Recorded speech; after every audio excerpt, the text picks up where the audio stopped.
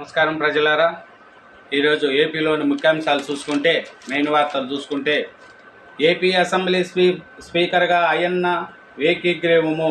సభలో నేడు అధికార ప్రకటన. కొలువుదీరిన శాసనసభ. 172 మంది ఎమ్మెల్యేలు ప్రమాణ స్వీకారము. ప్రతిజ్ఞ నెరవేర్చుకున్న టీడీపీ అధినేత. ముఖ్యమంత్రి హోదాలోని అసెంబ్లీకి మొదటిసారి అసెంబ్లీకి పవన్ కళ్యాణ్. తొలిసారి ఎన్నికైన లోకేష్కు ఘనస్వాగతము. సభకు అలా వచ్చి ఇలా వెళ్ళిపోయిన జగన్. పోలీస్ అదుపులో భారతిరెడ్డి, పిఏ శర్మిల, సునీత,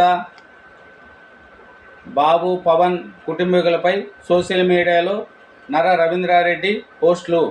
2 ఏళ్లుగా నీచ భాషలో దుష్ప్రచారము.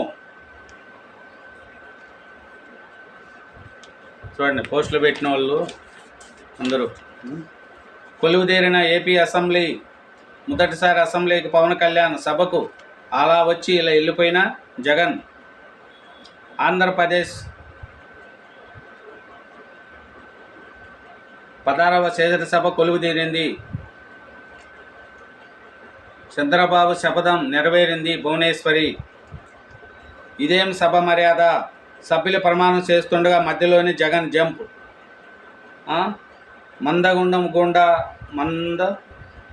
మందడం గుండా రావడానికి ముఖం చెల్లక ముందర అసెంబ్లీకి ఎన్నికదారిలో వచ్చిన మాజీ సీఎం అటు రావడానికి ముఖం చెల్లక తాడేపల్లి నివాసం నుంచి శుక్రవారం ఉదయం 8:45 జగన్ అసెంబ్లీకి బయలుదేరాడు. సీడ్ యాక్టివ్ స్కోడ్ నుంచి నేరుగా హైకోర్టుకి వెళ్ళే దారిలోకి వెళ్ళి అసెంబ్లీ రోడ్లోకి వచ్చాడు. జగన్కు సముచిత గౌరవము. ఎన్నికల్లో ఘోర పరాజయ పాలైన వైసీపీ అధ్యక్షుడు మాజీ సీఎం వైఎస్ జగన్మోహన్ రెడ్డికి శాసనసభలో సముచిత రీతిలో గౌరవం లభించింది. వైసీపీ 11 సీట్లు మాత్రమే రావడంతో జగన్ ప్రతిపక్ష నేత హోదా లభించలేదు. అయితే తమ నేతకు సభలో కొంత ప్రాధాన్యత ఇవ్వాలని వైసీపీ సభా వ్యవహారాల మంత్రి పయ్యాల కేసుకు లేఖ రాసింది. ఆయన ఇసుము చంద్రబాబు దృష్టికి తీసుకెళ్లారు. దీంతో జగన్ పట్ల ఉదాహరణంగా గౌరవంగా వ్యవహరించాలని సీఎం ఆదేశించాడు. ఎమ్మెల్యే తమ వాహనాలను శాసనసభ ప్రాంగణం బయట నుంచే అక్కడికి దిగి నడుచుకుంటూ రావాలి. కానీ జగన్ తన వాహనంలో సభా ప్రాంగణంలో రావడానికి అనుమతించాలని చంద్రబాబు సూచించారు. దీంతో సభాభవనం ప్రధాన ద్వారం వద్దకు ఆయన వాహనాన్ని అనుమతించారు. ఎమ్మెల్యేగా ప్రమాణం చేసే సమయంలో ఆయన మిగిలిన సభ్యులతో పాటు అత్యక్రమంలో తన పేరు వచ్చినప్పుడు మాత్రమే ప్రమాణం చేయాల్సి ఉంటుంది. అయితే ఈ విషయంలో కూడా ఆయనకు చంద్రబాబు మినహాయింపు ఇచ్చారు. ముఖ్యమంత్రి, ఉప ముఖ్యమంత్రి ప్రమాణాల తర్వాత ఆయనతో చేయించాలని సూచించారు. అయితే జగన్ ఆలస్యంగా సభలోకి వచ్చాడు. దీంతో ఆయన వచ్చినప్పుడు ఇతర ఎమ్మెల్యేలు కాసేపు ఆపి జగన్కు అవకాశం ఇచ్చారు.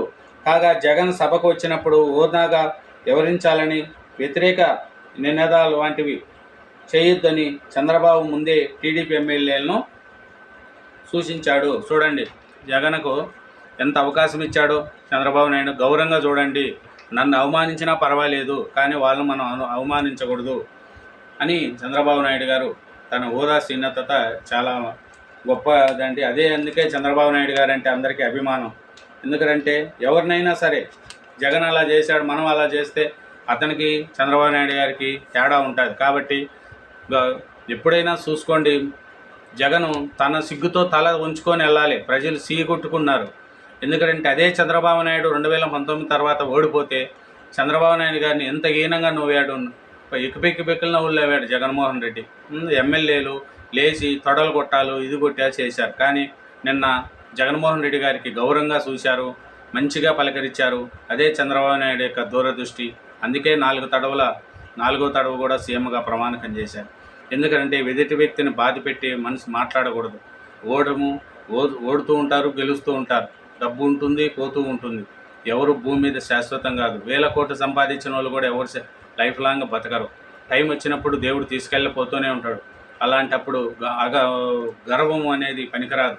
అట్లా గర్వపడిన కేసీఆర్ ఏమైనాడు, జగన్మోహన్ రెడ్డి ఏమైనాడో ప్రతి ఒక్క రాజకీయ నాయకుడు తెలుసుకోవాలి. గర్వం అనేది పెరిగే కొడికి ఒదిగి ఉండాలనేది సామెత. పెరిగే కొడిది పెరుగుతానేమంటే తలకాయ కాడికి లేచిపోతుంది.